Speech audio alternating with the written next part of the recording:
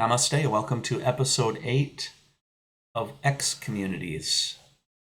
And we're going to start right off with just a reminder, play this at 1.25. I think it's much more enjoyable playing it at 1.25. Maybe at some point I'll just stop saying that at the beginning, but I do think that it's helpful to individuals who might be listening for the first time. And also, this is called X Communities. I really want people to do this with friends, with people that they are doing life with. I want you to be challenged together, to have these new perspectives together. I want you to discover this on your own. I want you to consider what I have to say, but ultimately it's not about you agreeing with me. It's more that I'm giving you all of these different perspectives to hopefully bring some of these stories to life in 2025. And we left off our story of Jesus, and we're calling Jesus the incarnation of X, the incarnation of everything that existed before creation or existed before the Big Bang. And we left off this scene where Jesus was baptized by John the Baptist. And I had suggested that water, going below the water, is often going under the consciousness. It's becoming unconscious. And in some ways, this lack of consciousness it's hell. It's not being true to who you are. It's not being aware of your potential. But then the idea is you come out of the water, like Jesus came out of the water when he was baptized, and coming out of the water, you are choosing to live fully conscious lives. And what I really like is this scene where when Jesus comes out of the water, this ray of light comes down and Jesus is shined down upon. He is illuminated. And it's at that point where we hear this voice, and this voice says, "This is my son. With him I'm well pleased," or something along those lines. And I hope that people understand that if God incarnated through Jesus to kind of show us what life is supposed to look like, that is something that we can claim. And that's pretty incredible good news, I guess, in my mind, if I can wake up each morning and I can just claim that I'm a child of God. That every morning when I wake up, that God looks down on me and says, "This is my child, this is my son, this is my daughter, and I'm well pleased." And we have this light that I get to do my day fully conscious. And then we have the element of the dove coming on, which is the symbol of the Holy Spirit. When the dove descends, it's the Holy Spirit. So this is where we left Jesus. We left Jesus having come out of the water, ready to live fully conscious in a fully experienced life. What's really interesting to me at the beginning of chapter 4 is that the first thing Jesus has to experience after becoming fully conscious, the first thing Jesus has to experience is going into the wilderness. And he's led into the wilderness by Christ, by whatever existed before the Big Bang or before creation, however you want to look at it, whether it's Yahweh, the breath, wind, that should not be named, whether it's Brahman, any of these ideas of X that existed before creation and before the first and second incarnations of matter and energy. He's led by Christ, and he's led into the wilderness to be tempted by the devil. So I want you to picture this in your mind. When you rise above the water and become fully conscious, the first thing you become conscious of is that you have to go into the wilderness.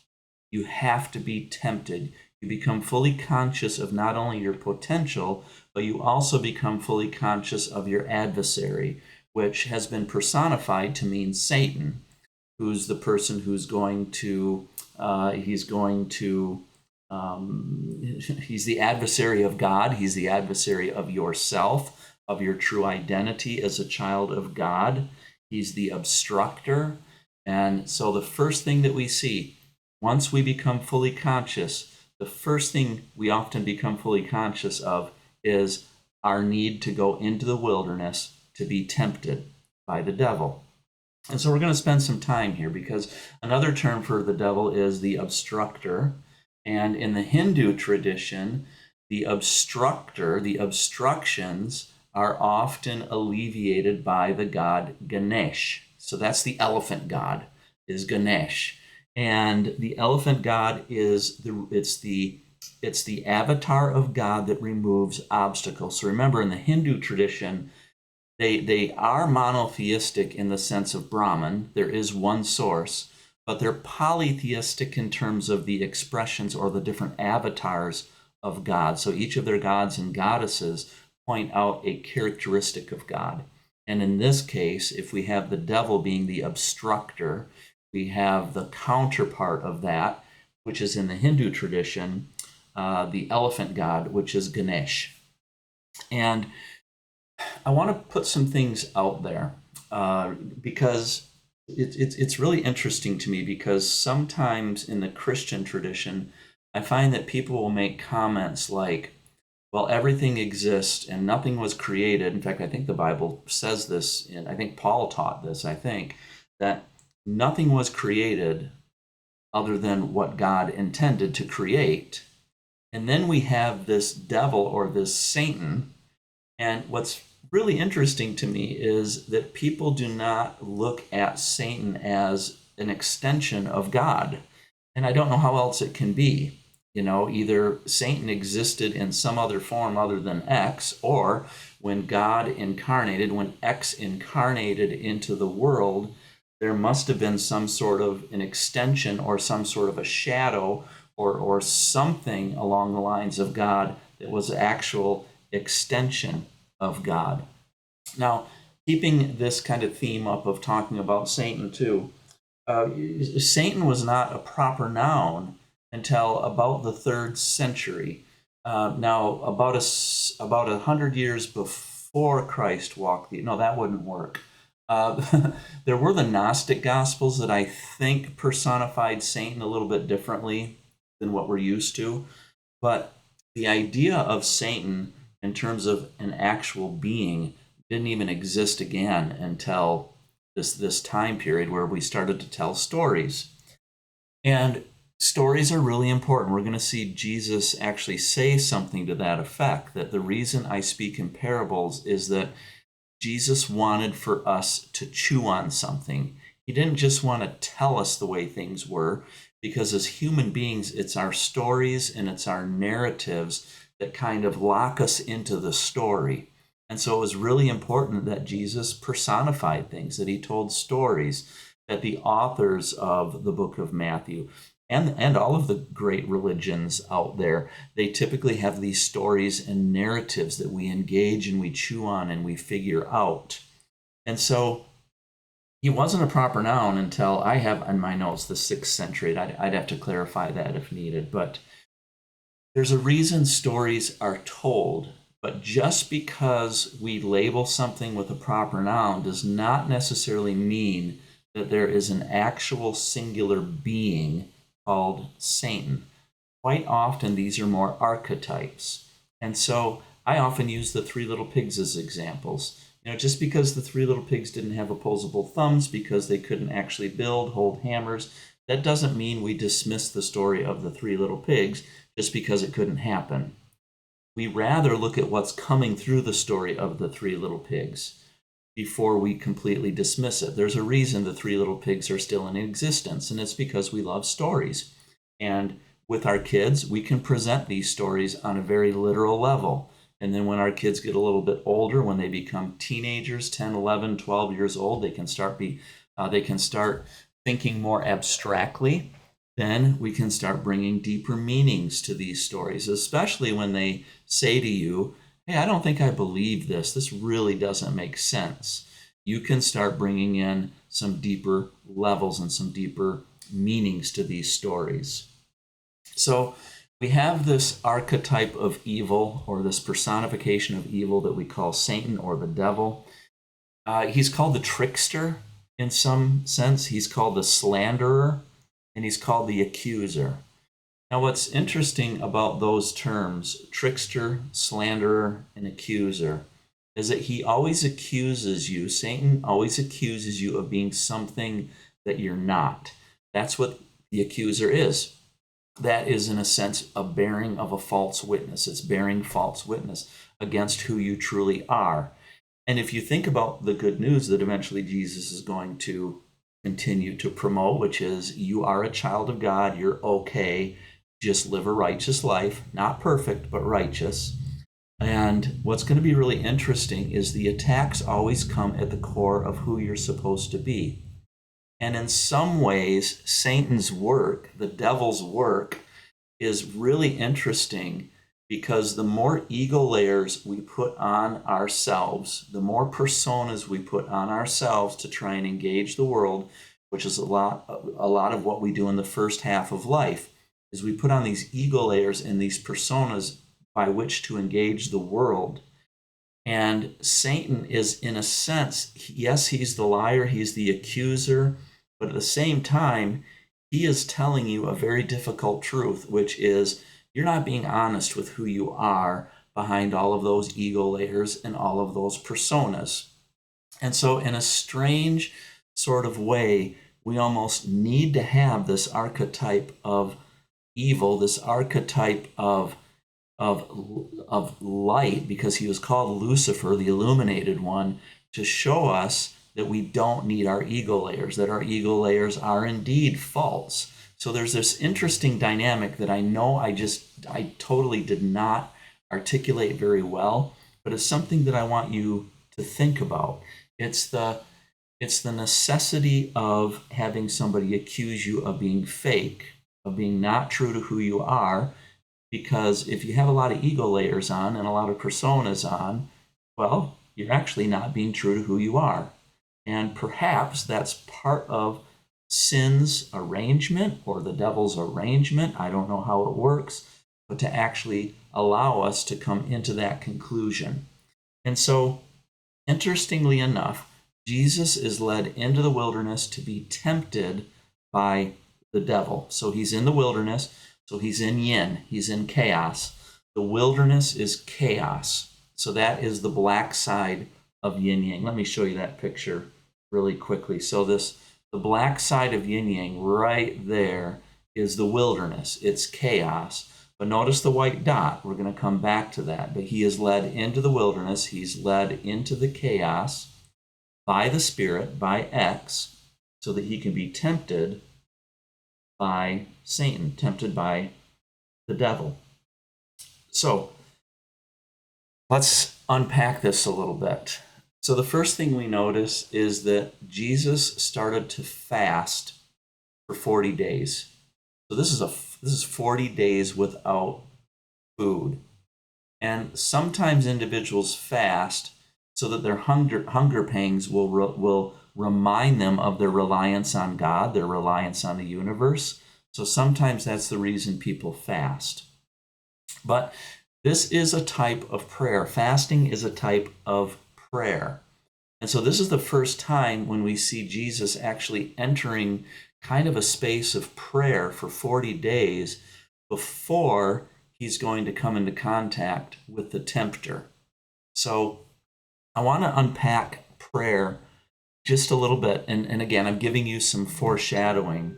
But there are 3 different types of prayer, it seems to me.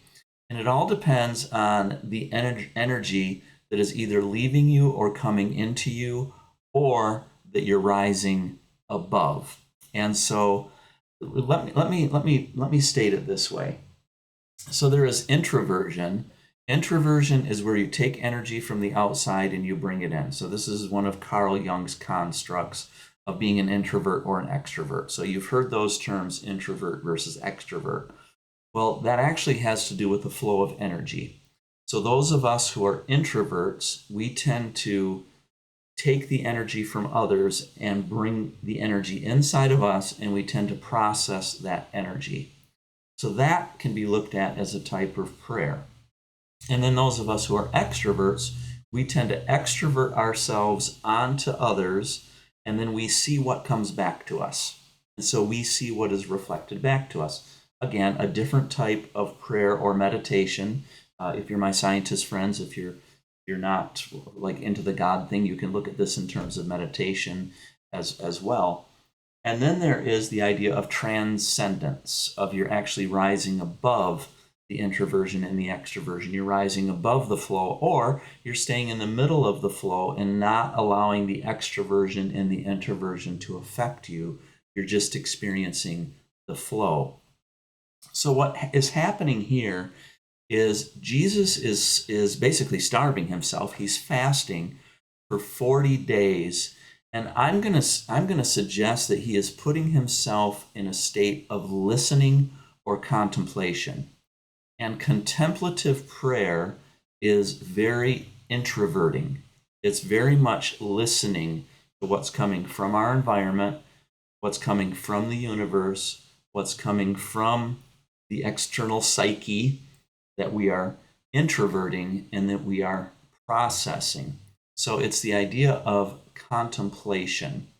And I want to suggest that this is what Jesus might be doing during these 40 days, is he is existing in a space of contemplative prayer, or he is existing in a place of a type of just listening meditation, just contemplative space of meditation.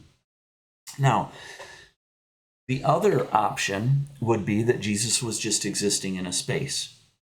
So he could have been meditating more in the sense of Buddhism and Hinduism, where you just exist in a space and you allow the energy to come into you, you allow it to go out of you, and you just prepare for something. You train yourself.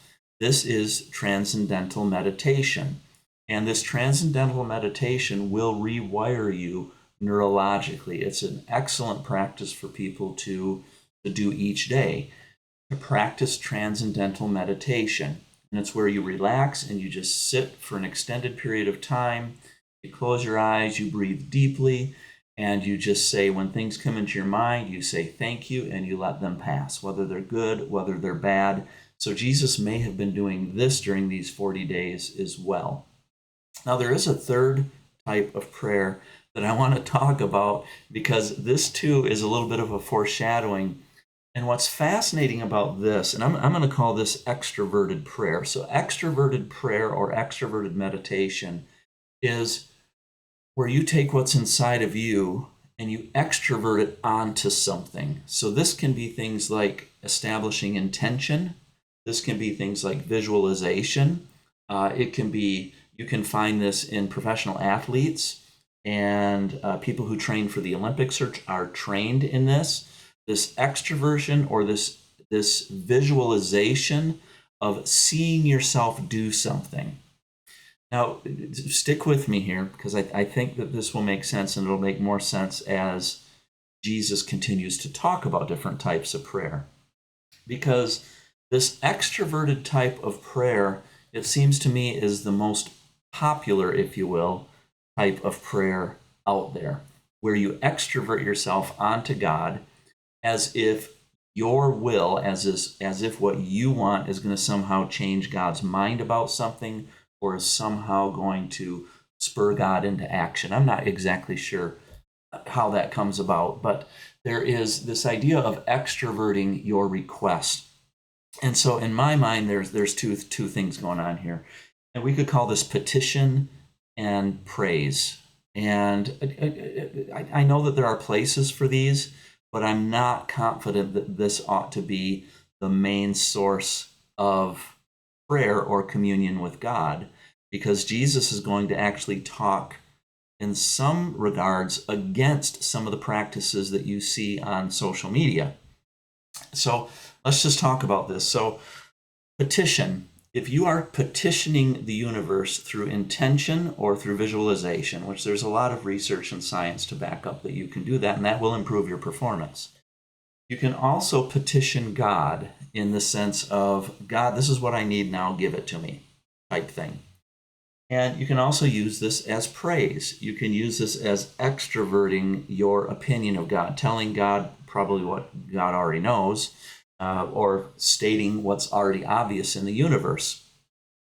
What's interesting about this type of prayer, this extroversion of energy from yourself onto something else, what's interesting is that Jesus is going to talk about how you really shouldn't necessarily do that in public. He's going to talk about going into your room and closing the door and praying or meditating in a contemplative way or a transcendental way, how you should do that in the privacy of your own room without people looking in. He's going to talk about how individuals shouldn't babble and just keep repeating the same request over and over and over again. So it's really fascinating to me that Jesus kind of puts up these red flags. He's kind of like saying, okay, prayer is good, but don't do it this way or this way or this way. But then what we do is we get together in these large groups and we do it that way, and that way. We say the same prayers every week. We say it in corporate prayer. We say it within the context of hundreds of people together. And I just want you to recognize that this did not come from Jesus. And in some ways, this might be opposite of what Jesus wanted in terms of prayer. It's funny because there was this character on a show called Leave It to Beaver.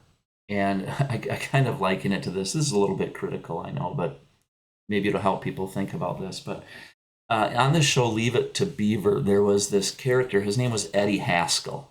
And Eddie Haskell he was a trouble. He was just he was like a dorky individual. If you have a chance, look him up on YouTube. Find some clips of Eddie Haskell.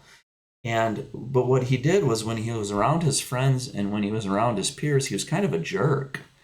And yet when he was around adults in his life, he became this, he was an ass kisser all the way. He just knew how to be sweet and syrupy. And a lot of the adults around him just saw him and thought he was wonderful because basically he would tell them what they wanted to hear. He had this idea that the authority figures in his life just needed to be buttered up, I guess. And so he was the proverbial ass kisser, if I ever saw one, the Eddie Haskell. And I think this is what Jesus is getting at, is it's like we can have these prayers of praise, but at the same time, it's like sometimes I think to myself, does God really want that? Does God really want us to just praise him? To what extent, if somebody showed up on my front porch day in and day out and told me how wonderful I was and how powerful I was and how perfect I was and oh, they can't live without me. Eventually I would just be like, I don't know, this is maybe just my opinion, but eventually I'd be like, I really think you should probably learn to stand on your own 2 feet and be confident. You're a child of God. Be a child of God. You don't have to come up and do a bunch of ass kissing. So anyway, that's just a little editorializing on my part with this idea of extroverting our energy onto God and really kind of questioning the appropriateness of that. But we do know that there is the introversion of God onto our spirits or onto our psyches, and that would be called contemplative prayer, or it would be, spending time with scriptures or poetry or a piece of music that really touches us and really allowing that to speak to us. So there's that. And then there is the transcendental, the transcendence prayer or the transcendent meditation, which will actually rewire you so that when you get into these spaces that Jesus is going to talk about, because life is going to be pain and life is going to be suffering, you have to acknowledge your own mortality. You have to acknowledge that Jesus has never talked about your life being pain-free and how you should be walking around happy 24/7. Life is going to be pain. Life is going to be suffering. And we need to learn to transcend that, to recognize that we all have to die. We're all mortal. And we have to embrace the pain, if for no other reason, to help define those moments of joy. And so introverted prayer, transcendent prayer, extroverted prayer, and you can also substitute the word meditation for that. But it's during these 40 days that I think Jesus is preparing. I think Jesus goes into the wilderness to prepare for the reality and growing into his calling. So keep in mind that we had these lost years. We had these lost years of Jesus from about age 13 to 30, where we don't know what happened. And I have suggested, the heretic has suggested, that maybe from age 13 to 30, Jesus was doing what every human being has to do, putting on personas, putting on ego layers to help engage the world. We know, for example, this came to mind. I know, for example, in these particular cultures, Jesus's father, Joseph, was a carpenter. And so Jesus probably learned the carpentry trade from his father at age 13 and through that various time frame. But at some point, Jesus realizes that this is not going to work for me. All of these ego layers that I am putting on to engage the world, they're just not going to work. And so Jesus chooses to do something different. He chooses not to be a family man. Jesus didn't talk very highly of the nuclear family the way a lot of people in Christian traditions, they hold family up as this institution.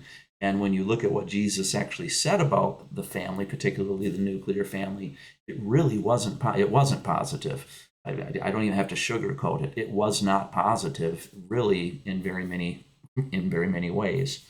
So something happened where he's preparing and growing into his calling. And then this is where Satan shows up. So this is where the devil shows up. And the devil is going to tempt Jesus in 3 different ways. And as I researched this, it was quite fascinating what I came up with. So the first thing that Jesus is tempted with by the devil is the devil says, turn these stones to become bread. Now, Jesus has not eaten in 40 days. So that would have probably been a pretty, that would have been a temptation, an easy thing to do, would be to turn the stones into bread. And I believe that what the devil was saying in this story, in this narrative, was, look, you incarnated, X incarnated into this whole world. Everything that we see, everything that we experience right now is an incarnation. Certainly, it wouldn't be that inappropriate if you're hungry after 40 days to turn a stone into bread. You can do these miraculous things. You can incarnate things and supernaturally change things. Like I said, if you're one of my scientist friends, you can look at this figuratively too. But basically, the devil was saying, look, Jesus, you've been starving for 40 days. Meet your basic needs. And Jesus says, nope, man does not live on bread alone. And so right there is an interesting statement, because I think what Jesus was saying is, remember those first and second incarnations when X incarnated into matter and energy.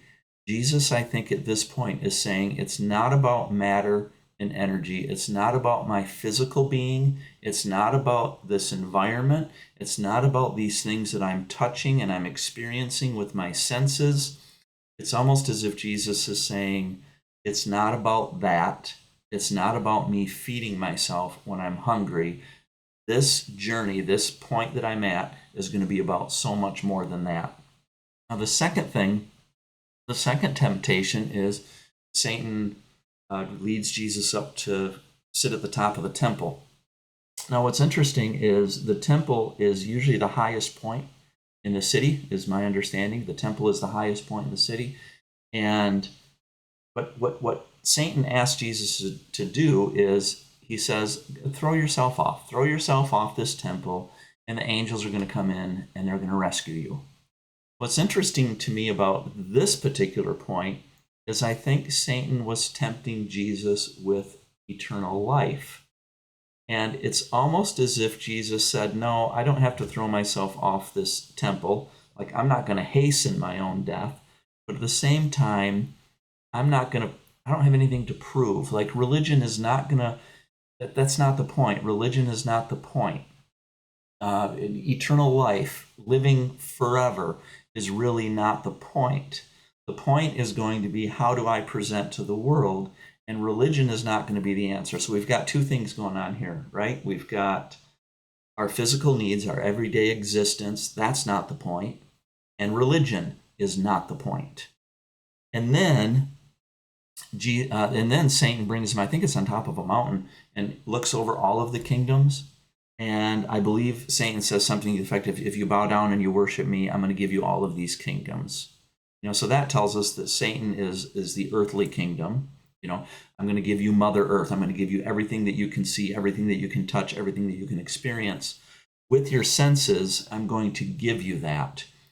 And as I thought about that, and as I did a little bit of research, it was kind of clear to me that this is talking about political power.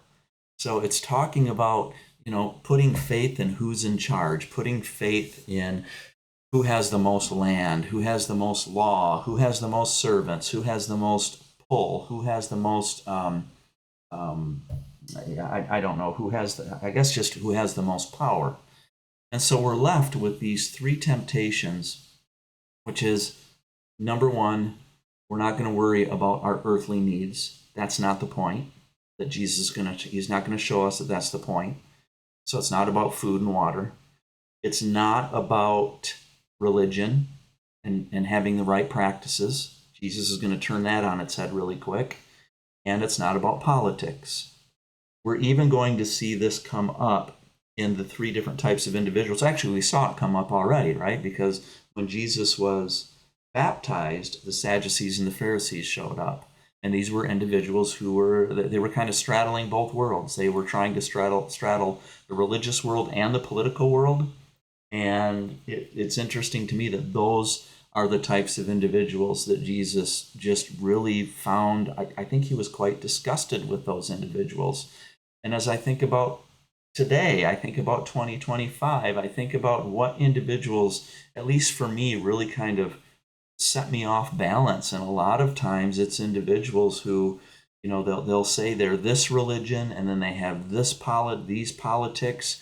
And then meanwhile, as they're standing up for their religion and their politics, meanwhile, they're ignoring the poor, they're ignoring those living on the fringe of society, they're ignoring people with childlike hearts, they're ignoring the prisoner, they're ignoring helping meet people's basic needs, people having general value, which again, we're going to see Jesus prioritize and basically say, this is the distinction between people who go to heaven and people who go to hell.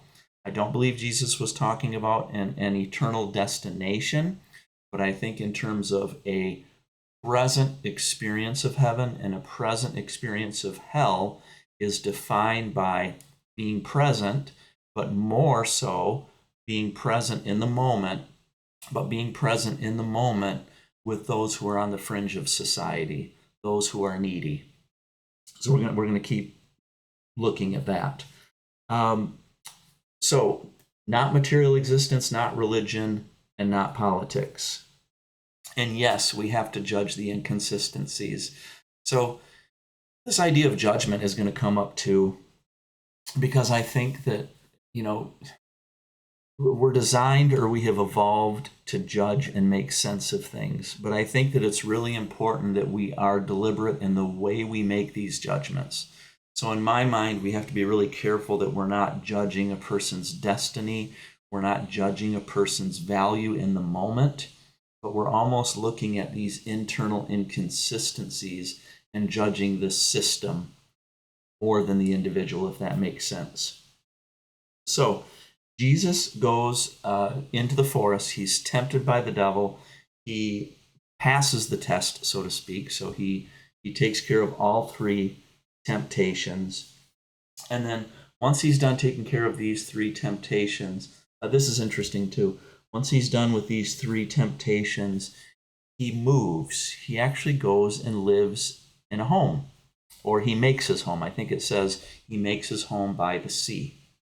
And I want to keep revisiting, because I think whenever something comes up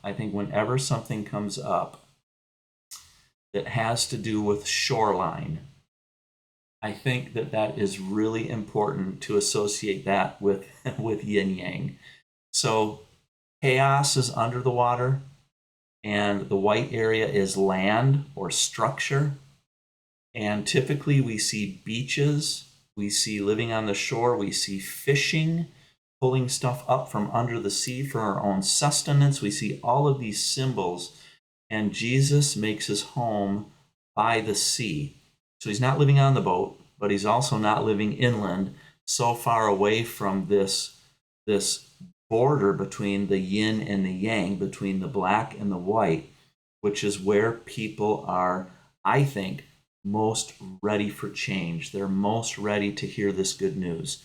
They're most ready to hear the important message of, come out of the water, you can live and you can be fully conscious. So he makes his home by the sea.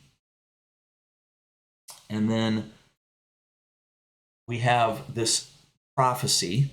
And again, I want to remind you that when the prophets are quoted, I'm just not convinced. I'm not convinced that the prophets are quoted in a way that says, this is evidence as to the truth of this story. I don't really think that's the point. I really think that a prophet is more somebody who sees a pattern of something and says, it's kind of like this. It's kind of like the pattern is continuing. And so I think when Matthew says something about this is like the prophet Isaiah, the prophet Isaiah saw this pattern as well, this living by the sea. And what I really like, though, about this quote is that the very end of it is, sorry, I know I'm getting tired and I'm stumbling on my words, so I'm going to stop after this point. But the people living in darkness have seen a great light. I love that imagery. The people living in darkness have seen a great light. The people who have been living in the shadow of death, a light has dawned. This is, I want to go back to this image right here of yin yang. So Jesus has made his home by the sea. I don't know if that's literally that Jesus made a home. I kind of doubt it, because it seems to me that Jesus was out and about. But he made his home by the sea, may be figurative with respect to he is making his home in between chaos and structure, in between yin and yang. And people who are living in the darkness, people who are living in yin, have seen a great light. And I want you to be reminded of that white dot within yin, because that to me is the great light. That to me could be where Jesus is positioning himself in the chaos. I mean, think about Jesus, or think about the Christ being incarnated in that point of the chaos. It's allowing movement, and it's also allowing contact and light for people who are on the most fringe of this world. And we're going to see that these are the individuals who Jesus keeps reaching out to, as people who are living on the fringe. Not people who are religious, not people who are political, not people who try to be both, but he is going to be reaching out to people who are in the yin area. Their lives are in chaos, and he's going to give them light and bring light to their chaos. And that is going to be his whole ministry. And whenever we see individuals from the yang area, individuals who are structured, individuals who think they have it figured out, individuals who are following the law and the rules to the T, individuals who are more concerned with putting on ego layers and personas than they are about being vulnerable and true to themselves, we're going to find that Jesus does not have very positive words to say about individuals in that area. All right. I need to stop there because my throat is pretty scratchy right now. So, namaste, and we'll pick up, we'll see you the next time around. Namaste.